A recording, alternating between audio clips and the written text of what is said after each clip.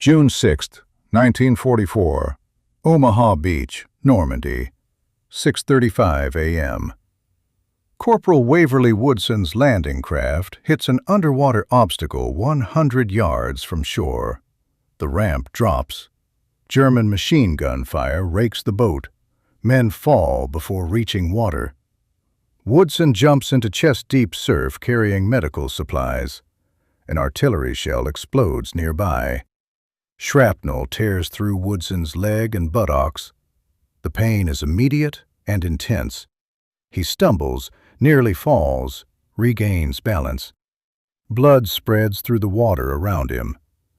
Woodson is a medic with the 320th Barrage Balloon Battalion, the only black unit landing on D-Day. Their mission: operate anti-aircraft balloons protecting the beachhead. But first, they must survive the landing. Woodson reaches the beach.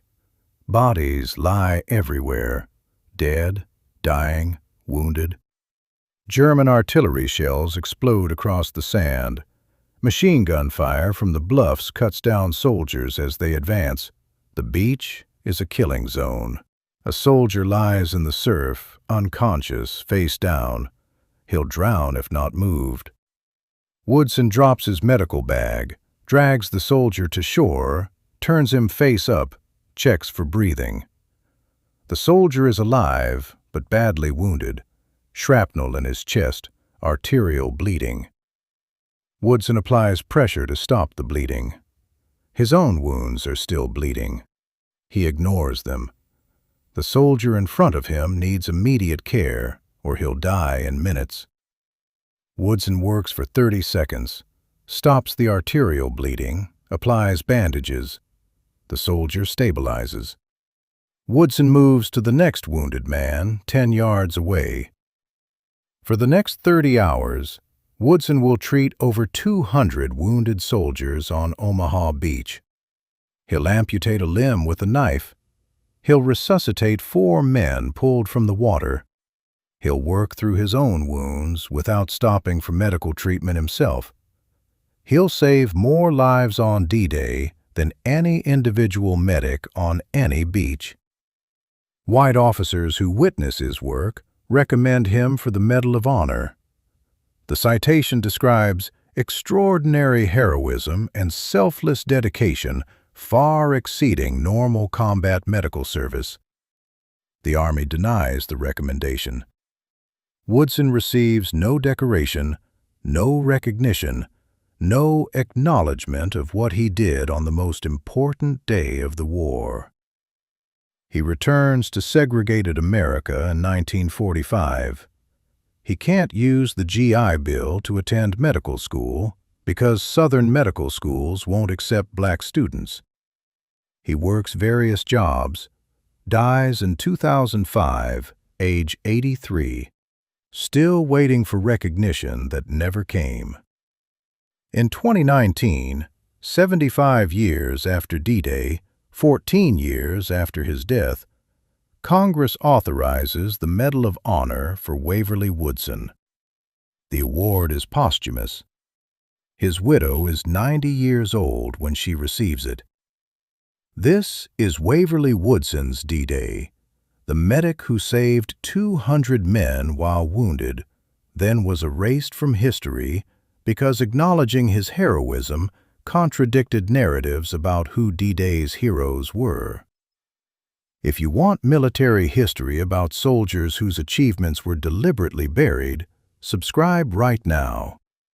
Drop a comment with where you're watching from.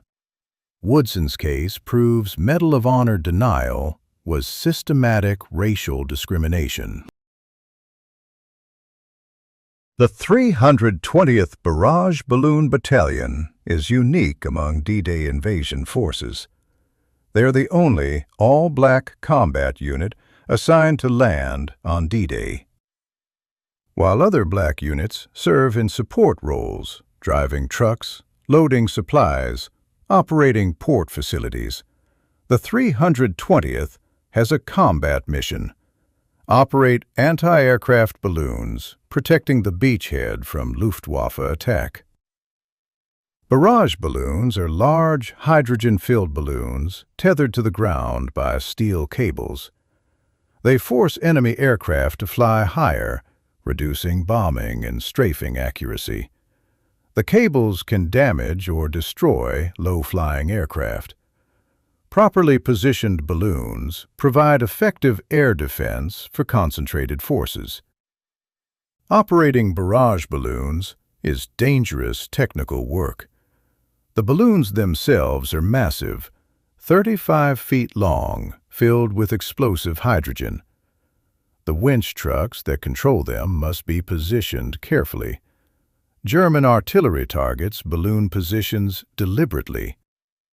The 320th trains for over a year before D-Day. They practice rapid balloon deployment, emergency deflation, equipment repair under fire. They're professionals at specialized work most soldiers never see. Waverly Woodson joins the 320th in 1942 at age 21. He's from Philadelphia, educated through high school, trained as a medic. The Army assigns him to the 320th because segregated black units need black medics. White medics are assigned to white units. Woodson takes his medical training seriously. He studies field medicine extensively, practices trauma care, learns surgical techniques beyond standard combat medic training. He believes if he's going to be responsible for saving lives, he needs maximum possible knowledge and skill. By June 1944, Woodson is the 320th's senior medic. He's responsible for medical care for 500 men in the battalion. He's prepared medical supplies for the invasion, organized casualty evacuation procedures, trained battalion personnel in basic first aid. The 320th receives their D-Day assignment in May 1944, land on Omaha Beach at H-hour, 6:30 a.m., with the first assault wave. Deploy balloons immediately to protect follow-on forces from air attack. This assignment puts them in extraordinary danger. H-hour means landing with the 1st Infantry, facing the heaviest German fire, the most intense resistance, the highest casualties.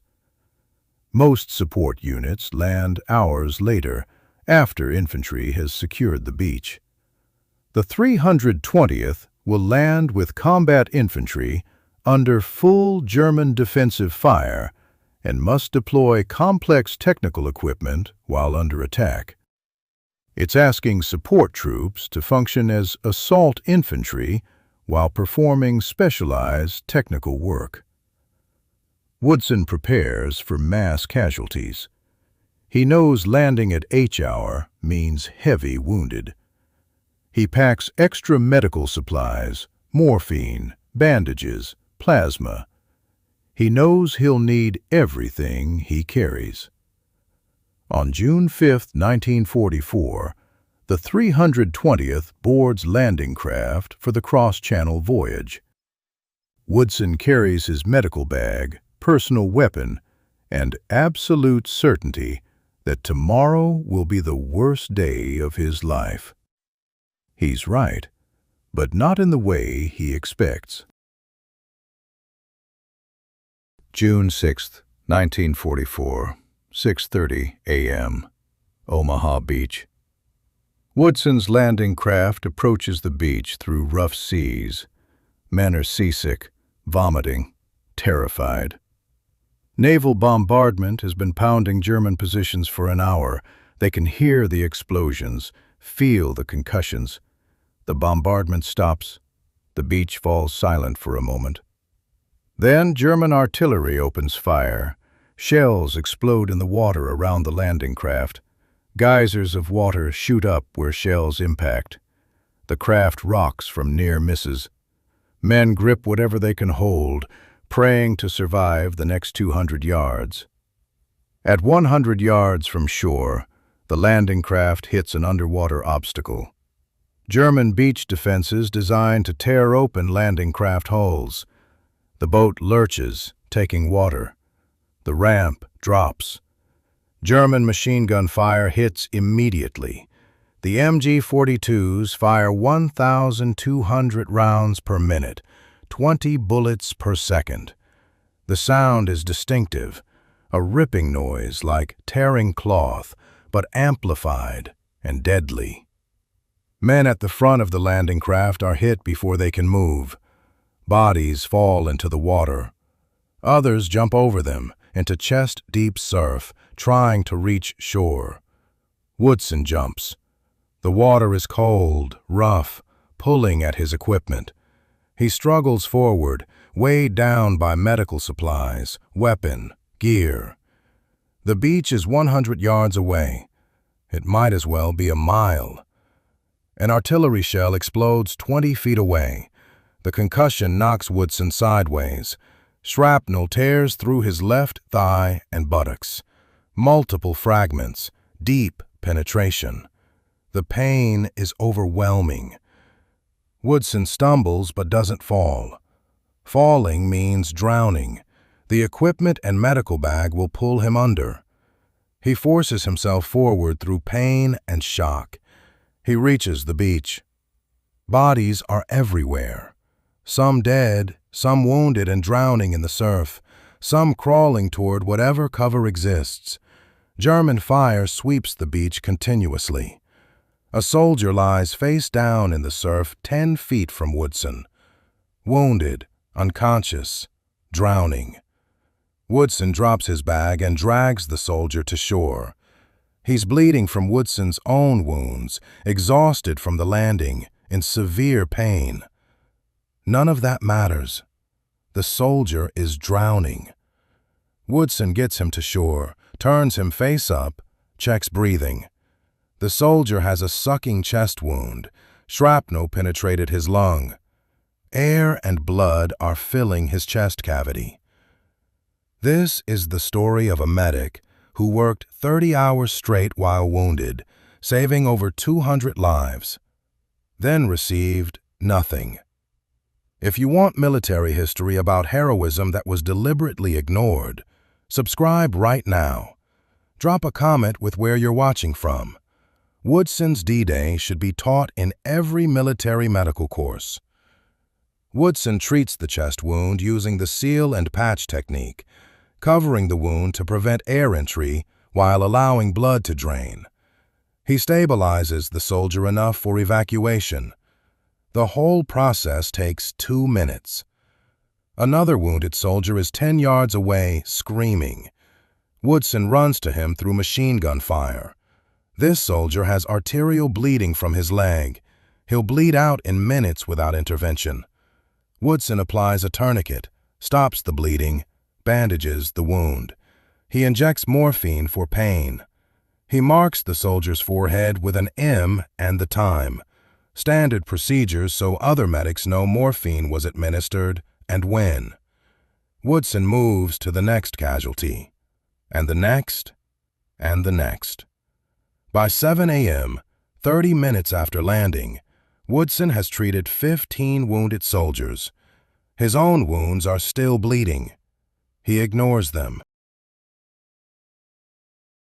Through June 6th and into June 7th, Woodson works continuously treating casualties. He sets up an aid station behind a destroyed landing craft on the beach.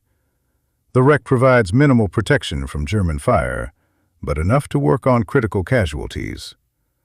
Wounded soldiers are brought to his position, or he goes to them under fire. The variety of wounds is overwhelming. Gunshot wounds, shrapnel injuries, blast trauma, burns, crushing injuries, drowning complications.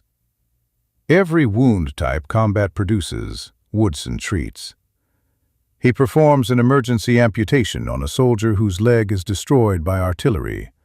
Bone shattered, arteries severed, tissue pulverized beyond repair. The soldier will die from infection or blood loss if the leg isn't removed. Woodson has no surgical tools beyond a knife and his medical training.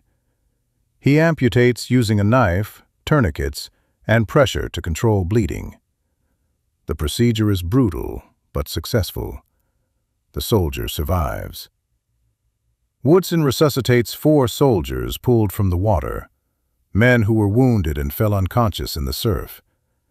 He performs mouth-to-mouth resuscitation and chest compressions. All 4 survive. Other medics are killed or wounded. Woodson takes over their casualties. His aid station becomes the primary medical facility on that section of beach because he's the most capable medic still functioning. White officers and soldiers witness Woodson's work. They see him treating casualties while clearly wounded himself. They see him working for hours without rest, treating soldiers regardless of race.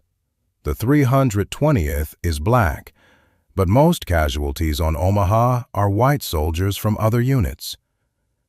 By nightfall, June 6th, Woodson has treated over 100 casualties. He's been working for 13 hours straight. His own wounds have stopped bleeding but haven't been treated. He's exhausted, in pain, running on adrenaline and determination. He doesn't stop. Wounded continue arriving. He continues treating them. June 7th brings different challenges. The immediate crisis is over. German fire has decreased, reinforcements have landed, the beachhead is secure. But casualties continue arriving. Wounded from inland fighting being evacuated to the beach, soldiers with delayed shock or infection from previous wounds. Woodson treats them all. He changes bandages, administers antibiotics, monitors critical patients. He hasn't slept.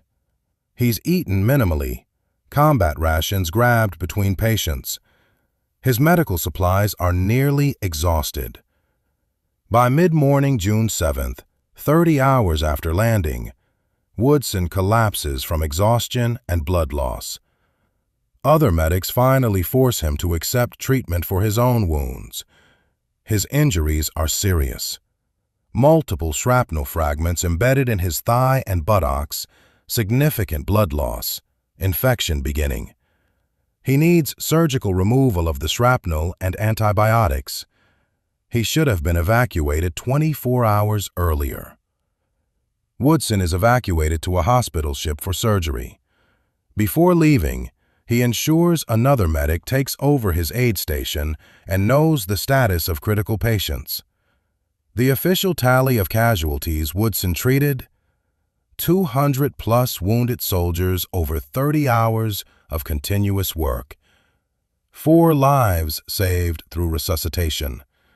1 successful field amputation. Countless wounds treated that would have resulted in death or permanent disability without immediate medical care. White officers who witnessed Woodson's work recommend him for the Medal of Honor. The citation, written by Captain John Long, describes Woodson's actions in detail. Landing while wounded, treating hundreds of casualties under fire, performing emergency amputation, working 30 hours without rest, saving lives through extraordinary dedication and skill. The citation concludes, Corporal Woodson's actions on June 6th to 7th, 1944, represent the highest standards of medical service under combat conditions. His heroism, selflessness, and life-saving efforts far exceed normal expectations of combat medics. His actions merit the nation's highest decoration. The recommendation moves through channels. Battalion commander endorses it. Regiment endorses it. Division endorses it. It reaches Army-level review. The recommendation is denied. No official explanation is provided. The Medal of Honor Review Board doesn't document why Woodson's actions, treating 200+ casualties while wounded, working 30 hours straight, performing field amputation, saving multiple lives through resuscitation, don't merit the Medal of Honor. Documents discovered decades later reveal the pattern. Black soldiers' Medal of Honor recommendations were systematically denied during World War II. Actions that earned white soldiers the Medal of Honor earned black soldiers Distinguished Service Crosses at best, often nothing. Woodson receives no decoration for D-Day. His personnel file notes his medical service but includes no award citation. He's treated identically to medics who performed routine medical duties, not like someone who saved 200+ lives under extraordinary conditions. After recovery from his wounds, Woodson returns to duty with the 320th. The battalion serves through the European campaign, operating barrage balloons across France and Germany. Woodson continues as battalion medic, treating casualties, providing medical care. He musters out in 1945 and returns to Philadelphia. He wants to become a doctor. His combat medical experience and demonstrated skill make him qualified for medical school. He applies to medical schools using the GI Bill.